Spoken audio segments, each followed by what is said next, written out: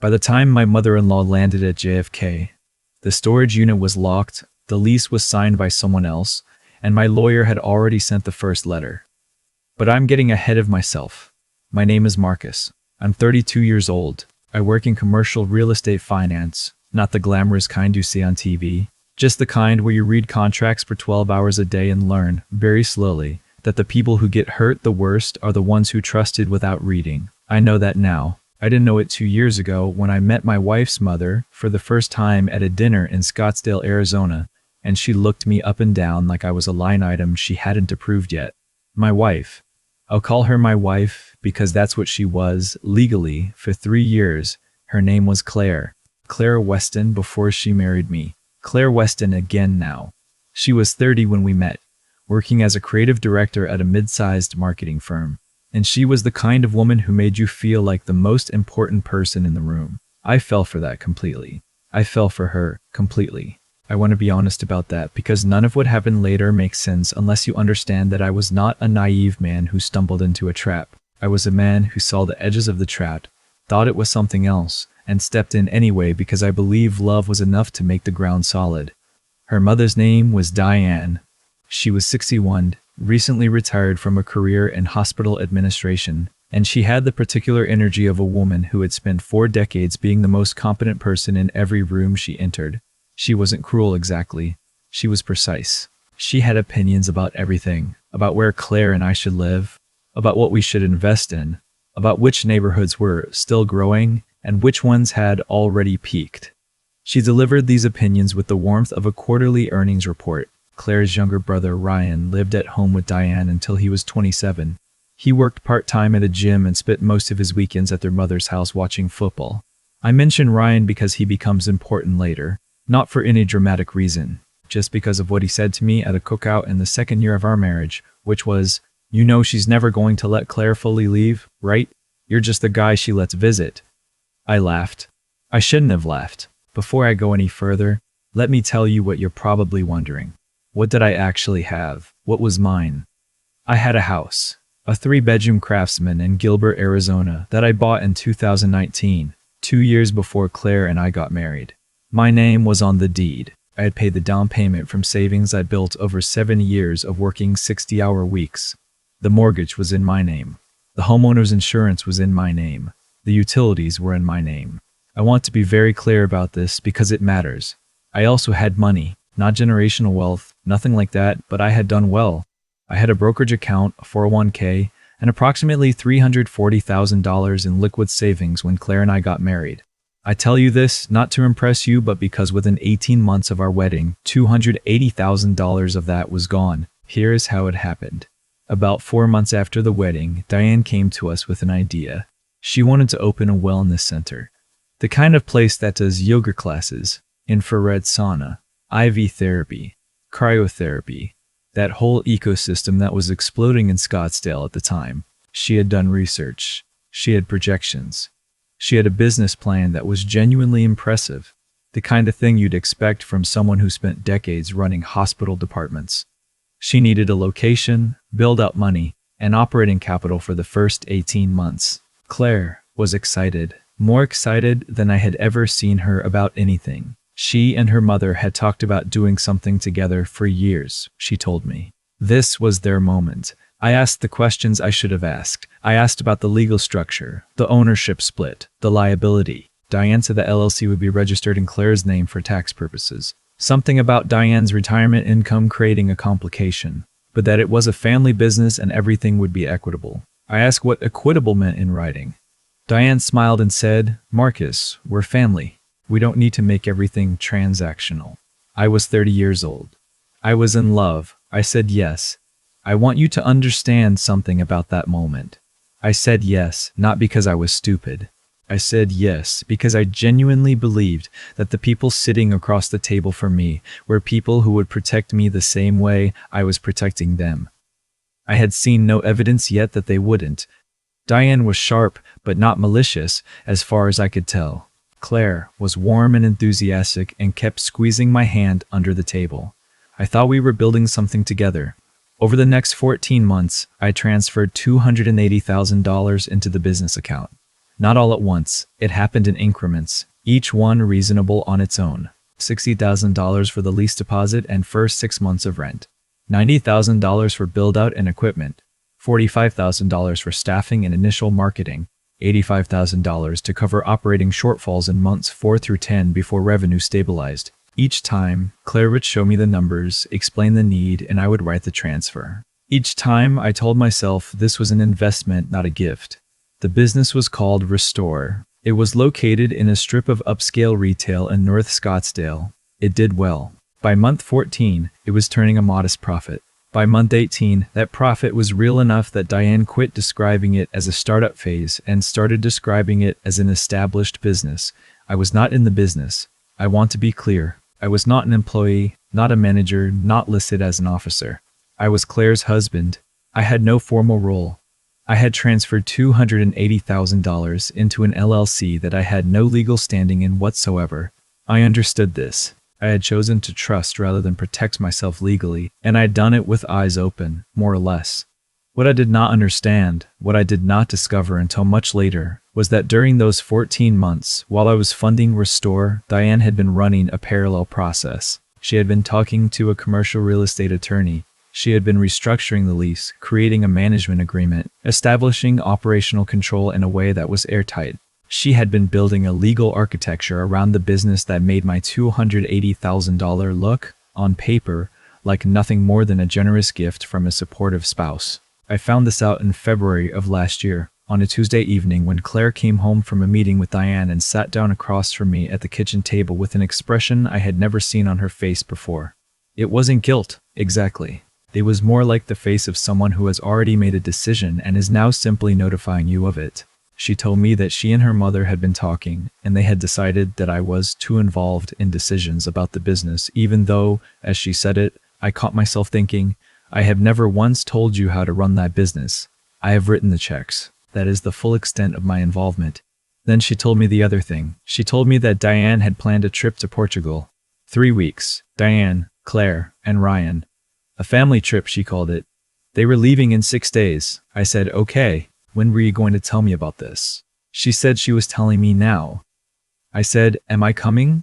She looked at the table. She said, my mom thinks it would be better if it was just family. There was a silence in that kitchen that I still think about. Not angry silence, just the silence of understanding something that you had maybe half known for a long time. The word family hung in the air between us. I was her husband of 3 years. I had given them $280,000. I had done their taxes. I had fixed the leak in Diane's roof the previous November, standing on a ladder in 38-degree weather because Diane didn't want to pay a contractor. And I was not family. I asked her once, quietly, why she couldn't just say no to her mother on this. She said, you know how she is. I said, yes, I do. I didn't yell. I didn't throw anything. I went for a walk and I was gone for 2 hours. And when I came back, Claire was in bed and the house was quiet. And I sat in the kitchen by myself for a long time thinking about the word family and what it had cost me to try to be part of theirs. I called my lawyer the next morning, not to blow anything up, not yet, just to understand where I stood. I asked him to pull the LLC documents, the management agreement, the full legal structure of Restore. What he found was clean and thorough and completely devastating.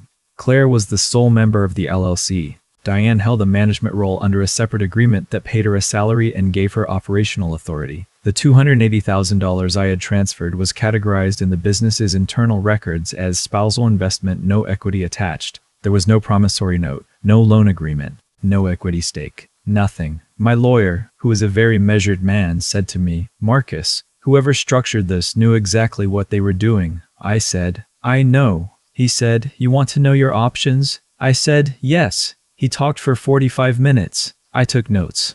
When he was done, I asked him to give me a week before we did anything. He said fine. Over the next 6 days, I did something that felt strange and cold and completely necessary. I made a list of everything I owned, everything I had legal authority over, everything that existed in my name, the house, the contents of the house. I had receipts for most of the major furniture because I had bought it, all of it, when we moved in. The homeowner's insurance policy, the utilities, the internet account. Both cars were financed, but the loans were in my name. one of the vehicles Claire drove daily. I also made a list of what the business needed for me going forward. This was shorter than you'd think. But it wasn't nothing. The business operated on a point-of-sale system and a booking platform that I had set up 18 months ago under my personal business accounts because, at the time, Claire and Diane didn't have the technical infrastructure and I was trying to help.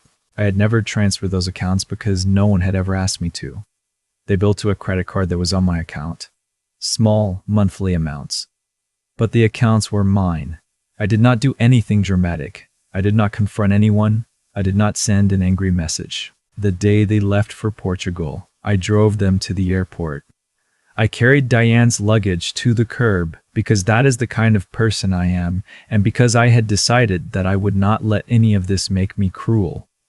Claire hugged me at the drop-off zone. She said she'd text me when they landed. I said okay. I watched their car disappear through the terminal doors, and I sat in the parking lot for about 10 minutes, and then I drove home. That evening, I called a property management company that I had a professional relationship with through my work. I asked them how quickly they could list a furnished 3-bedroom house in Gilbert. They said they could have it on the market within 48 hours. I said I needed a short-term tenant, furnished, available to move in within 10 days. They said they had someone on their wait list who needed exactly that. I want to pause here and answer the question some of you are already asking because it's a fair one. Could I legally rent out the house with Claire's belongings inside? The house was mine. Claire's belongings were her personal property and I was not disposing of them. I was moving them. Over the next 3 days, I rented a climate-controlled storage unit in Claire's name, paid for 3 months in advance, and transferred every item that was exclusively hers into that unit. Clothing, personal documents, jewelry, the things on her nightstand. I was careful and I was thorough and I photographed everything. I left nothing behind that was hers. The furniture stayed because I had bought it. The appliances stayed because they came with the house.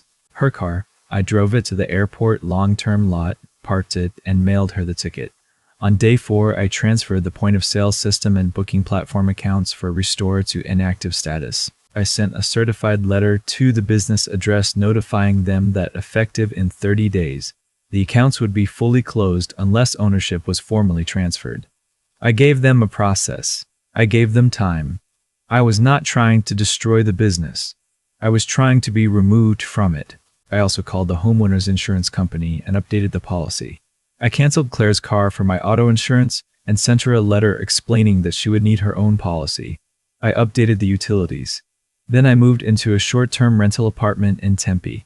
I took my clothes, my work equipment, my personal documents, and a coffee maker. I left the house cleaner than it had been when I moved in. The tenants moved in on a Thursday. Claire and Diane and Ryan landed at Sky Harbor on a Saturday afternoon, 3 weeks after they'd left. Claire texted me from the plane. We had exchanged a few brief messages while they were gone, nothing heavy, and said they were about 20 minutes out and could I have some food at the house because they were exhausted. I texted back, "I'm not at the house. Check your email." I had sent her an email 3 days earlier explaining everything. The tenants, the storage unit, the location of her car, the insurance changes. I had been clear and factual and I had not been unkind.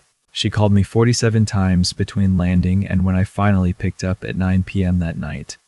I won't tell you everything about that conversation because some of it is private in a way that still feels private even now.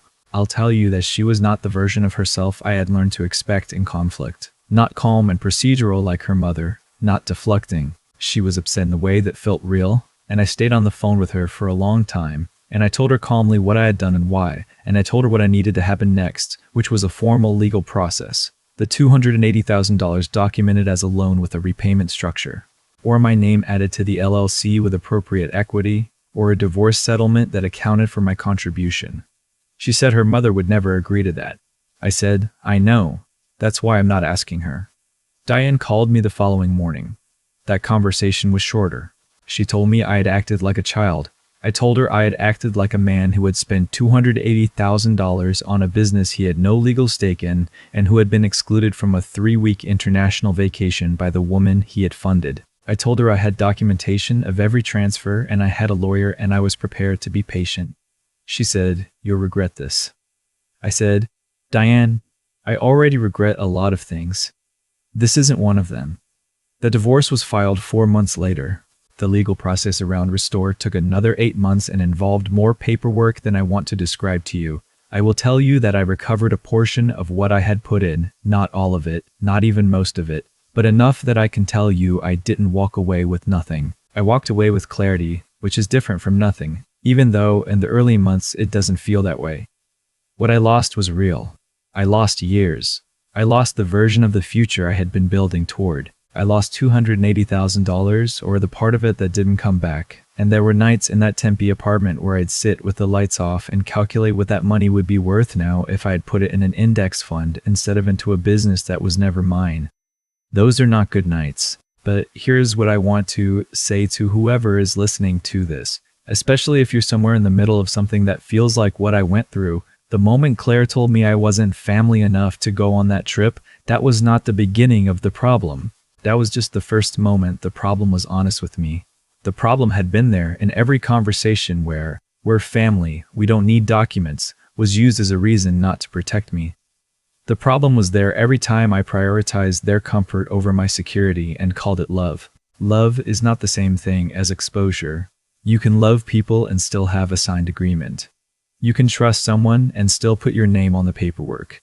I am not the person I was 2 years ago. I'm not sure if that's good or bad yet, but I am someone who reads every document now before he signs it, who asks questions out loud even when the room gets uncomfortable, who understands that being invited to the table is not the same as having a seat at it. The tenants, by the way, were a young couple, both nurses, who renewed their lease for a second year. They told me the house had good light. I'm glad somebody got to enjoy it. If you're still here, I appreciate you. Drop a comment and let me know where you're watching from. I read every single one, and if any part of this felt familiar, if you recognize something in your own life and what I just told you, I'd really like to hear about it. Sometimes the most important thing is just knowing you're not the only one who said yes when they should have asked more questions.